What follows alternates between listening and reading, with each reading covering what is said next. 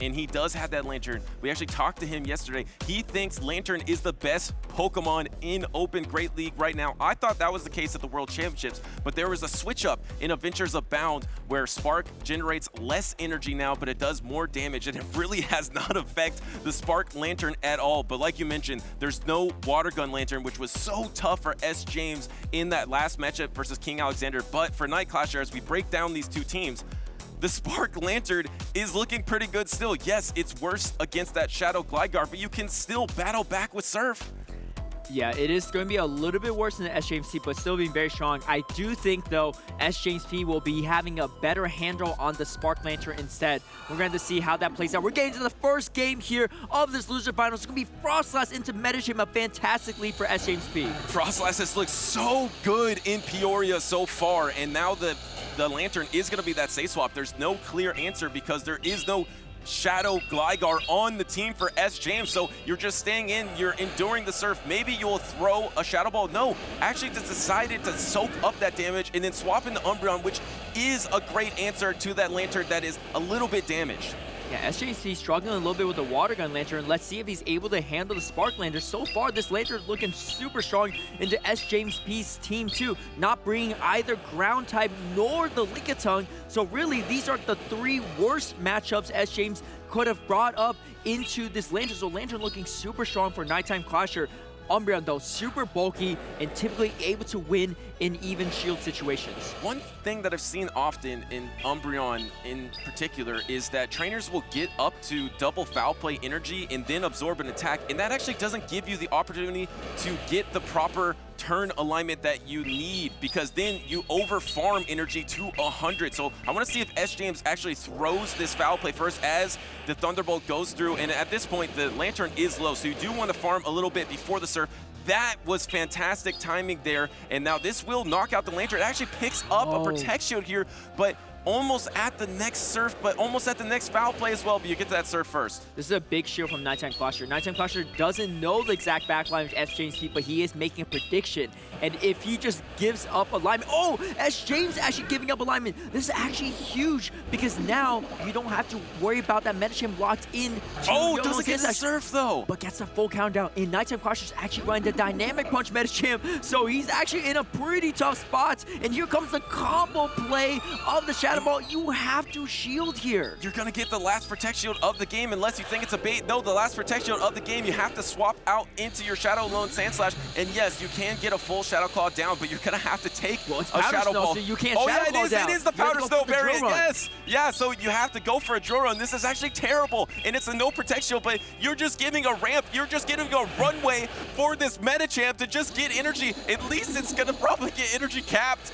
Yeah, that's true. That is the one, benefit here, but energy cap Metagym into a Dynamic Punch Metagym is not a great spot to be in, especially when you're down all shields. You can see NiteTimeClasher already saying the GGs before the Lone Sandslash even came out. He knows this is a tough situation to be in, and, this is the biggest downside of Dynamic Punch Metagym. It is not a fun feeling to be in. Yeah, so then you're basically running two Pokemon that lose the Metagym, and then Lantern. You're very soft to Metagym, and as we know, Metagym is on every single team here, and that's why I love this Frostlass pick, because instead of the Ice type like Shadow Lone Sandslash, where you hard lose, as that Psychic doesn't do enough, looks like NiteTimeClasher is not even going to throw a charge attack.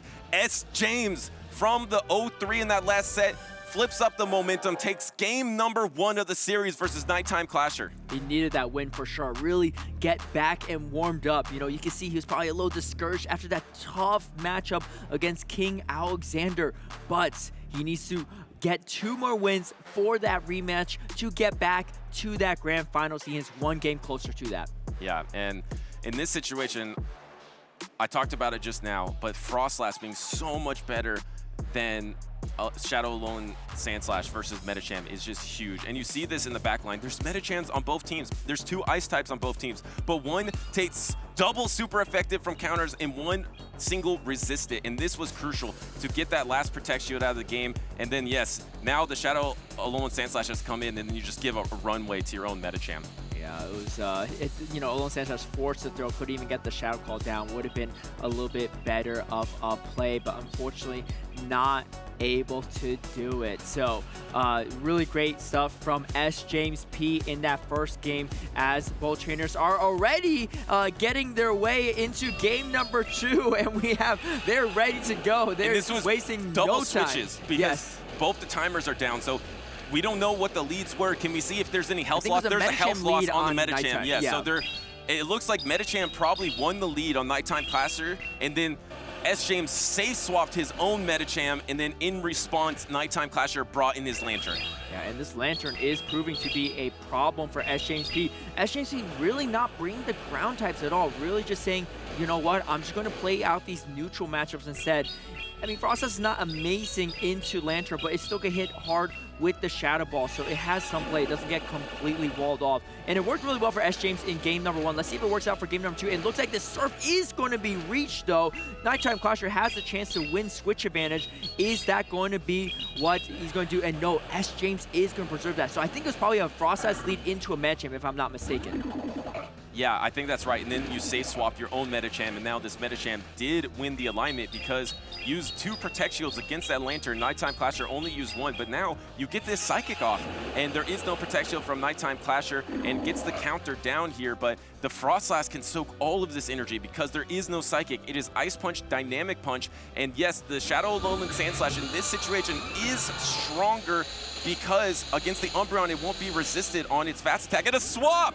Yeah, catching the drill run. Either way, this is still a good move, but SJAMES wanted to lead with some energy first because he knows he has no shields, so he needs some energy to handle this Metacham. However, Powder Snow alone Sand Slash is not too bad into this Umbreon because you're doing neutral damage with the Powder Snow. You don't need to win this matchup. You just need to be able to counter down the Umbreon and come out with 2 Dynamic Punch. Yeah, and you need 2 attacks here. Can you get to both of the attacks before Foul Play is available? That will be huge. This one won't do it, but I think you can Drill Run and Ice Punch. That will probably be enough to knock out the Umbreon. Let's see the dimensions. Oh, it'll be really close. Do you have to commit? And look, the Foul Play is there right before the Ice Punch was available. You can't give up a Protect Shield here. You can't leave your Metacham vulnerable, so NiteTimeClasher has to waste all of that energy. Yeah, but I think it's still the right call, and the switch timer's not up yet, so this allows Nighttime to try to counter down and gets the full counter down. No Foul Play. Yes, there is an Avalanche loaded on the Frostlass, but you almost are at 2 Dynamic Punch. Dynamic Punch is resisted, but it is a hard-hitting move, and Frostlass is not the bulkiest Pokemon. Single resisted. If this was a Psychic Metacham, you definitely would win this matchup because you should be able to get the double Psychic in time. I don't know if double Dynamic Punch can do it. This is going to be so close. You have to get the counter damage. You have to get to Dynamic Punch. You're at the Dynamic Punch. You have to throw before the Avalanche is available, and it all comes down to this for NiteTimeClasher. Can he knock out the Frostlass? No, it hangs on! And just short too, and here comes the Avalanche. SJAMESP holding on here, 2-0. We need to see a reverse sweep from NiteTimeClasher for him to have a chance in this grand finals. Frostlass looking so strong in the winners finals already in the grands finals, now in the losers finals, up 2-0 against NiteTimeClasher. And one Pokemon we haven't seen at all really from NiteTimeClasher is that Shadow Dragonite, because you keep showing Frostlass where are you gonna position the Shadow Dragonite, right? SJAMES is just bringing that game after game, and you know what? There's only one good counter to Frostlass on NiteTimeClasher's team. That is going to be the Lantern. Because you're running Powder Snow, Shadow Lowland Sand Slash, it's not a dominant win in that matchup. It's not. I mean, there is the Lickitung too, but again, you still lose that zero shield situation, so it's not the cleanest of matchup. Lowland Sand Slash, though, does outpace to those Drill Run compared to the Shadow Ball on Frostlass, but like you said, with Powder Snow, you're doing resistance damage on both ends. And again, the limiting factor of Dynamic Punch, it just was not enough damage. But I gotta give it to NiteTimeClasher. For those that are watching home, you might not have noticed it. he threw that final dynamic punch at the very last chance. He threw it one powder snow before that avalanche, and that shows his expertise in this game and how much he's improved over this past year. Because if you throw it any sooner, you don't maximize the amount of damage and counters you can get against the Frost Slash. NiteTime getting as much as possible, putting the Frost Slash as low as possible before throwing that dynamic punch. Unfortunately, just not enough. He needs a 3-0 here to come back. Can he do it? We're going to have to wait and see, and it's going to be the Lickitung into the Lantern. And everything is on the line for NiteTimeClasher. You have to win this alignment. You're looking at the possibility of Shadow Dragonite into Frost Slash and Shadow Alolan Sandslash into Medicham. That will not work. NiteTimeClasher says Lantern is the best Pokemon in Open Great League. He's gonna need it to be the best Pokemon and win this alignment so he has a chance to win this game. He does shield. That is a big shield there, but this Lantern needs to do so much. It not only needs to take out this Lickitung, it needs to take out both the Frost Slash and Medicham, because Medicham is actually pretty strong into Dragonite, especially up a shield. SJAMESP is just going to let it go.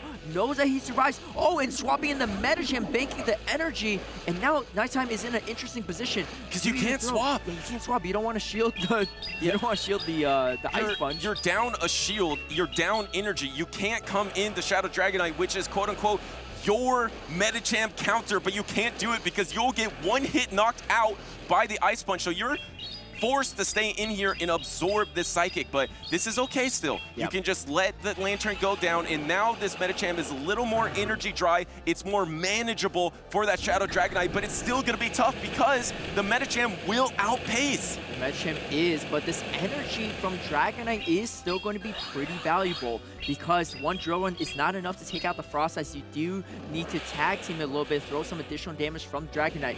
Let's see how on point NiteTime. I think you need to swap on the Ice Punch. I think you need to swap on the Ice Punch, and there it is! What a savage! Catching the Ice Punch on from the Medicham, super well timed, and he knows SJAMESP needs to throw this move, and now SJAMESP is forced to swap in a Frost Slash into a Alolan Sandslash. It's not the best matchup, but yes, up a shield. Dragonite does have a move though.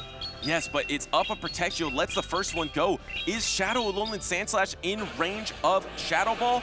Can this Frost Slash knock out? But still, it's gonna get so low. You're gonna have to throw the Shadow Ball right here. Is this enough? Can you secure the knockout? I don't think it's gonna be enough, Caleb. I don't think it's enough, and the Switch Timers won't be up for potential catch. Oh, it's enough! It was! But Dragonite's at trouble.